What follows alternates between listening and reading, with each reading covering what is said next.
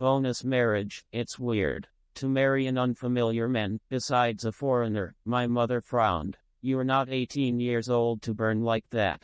Vika sighed. Mom, the years are passing. The queue of grooms for me, as you can see, is not worth it, and why not? I'll live in Europe, get divorced if anything. You've never liked anyone and you won't like them. I see through your grooms. I'm sorry, her mother replied. Mom, you've been talking to Arthur for 2 hours. It's good if you talk. You don't know him, her daughter answered her. I had enough. Is it possible to find something worthwhile on a dating site? I will never believe that a normal man can't find a woman in the real world, or fall in love at a distance, or make a marriage proposal to him at the 5th meeting. Are there not enough Danish women, or is it strange? Yes, Mom, he wants to take me into slavery and save on the services of a housewife, the daughter smiled. Stop screwing yourself up. Is it possible to see a real person if you look through black glasses? Oh, I get it, play the hormone. Because pink glasses are much more painful to break. Well, you're already an adult girl, you lie, you choose. In any case, my father and I are always happy to see you with or without Arthur. I hope he hasn't asked you for money yet. Mom was interested. No, Vika was surprised. Why on earth? He said that he was not rich and that a person was important to him for life, not his wallet. Well, that's fine. Advice, yes, love or whatever it is in this Denmark they wish for, the young mom smiled. Arthur said. Wealth and many children, her daughter replied. It's also good, let it be so, my mother replied. By the time they met, Vika had a divorce and a 5-year-old daughter behind her. Arthur found her on a dating site. Immediately fell asleep with compliments, quickly invited to chat on Skype.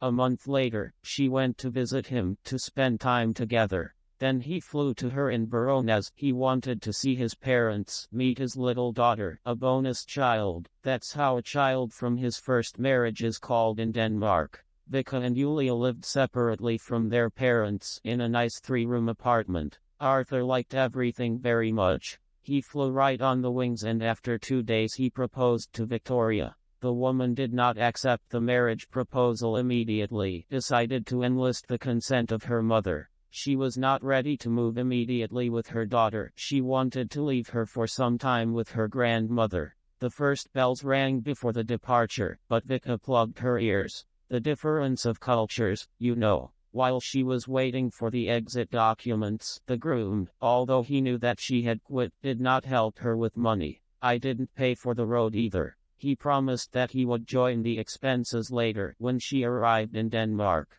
They got married almost immediately after Victoria's arrival. It was a modest dinner with his family. They lived in Arthur's house. Although Vika spoke English well, she took the time to adapt and study local traditions. I took a Danish course. For personal expenses, her husband allocated her some pennies, and all her income. Money from renting an apartment in her homeland went to large purchases of food. His earnings went to pay for communal services, small purchases in the store. Victoria had savings of about 3,000 euros, which she gradually stretched to cover her needs. Arthur was greedy to the point of stinginess. Even in the cafe she paid for herself.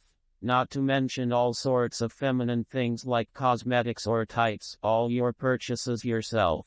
6 months later, her husband began careful conversations about her apartment. He began to ask why they needed it, and hinted that it would be good to sell this housing. The first time Vika laughed it off, the second time she was surprised, the third time she was wary, and remembered her mother's questions about money. Mom, hearing about her son-in-law's interest in foreign real estate, advised her daughter to find out for what purposes he needed a large sum. It turned out that Arthur needed money in order to pay off the mortgage on the house. It was for 30 years. The first 10 need to pay only interest, the next 20 years interest and the bulk of the loan. The first decade was coming to an end, and ahead loomed sums that he could not pull alone. I was looking for a partner who would help me pay this loan. Bonus marriage, Vika joked darkly, but Arthur did not understand her humor. It is customary to negotiate about this on the Arthur shore. I'm not going to sell my apartment for you.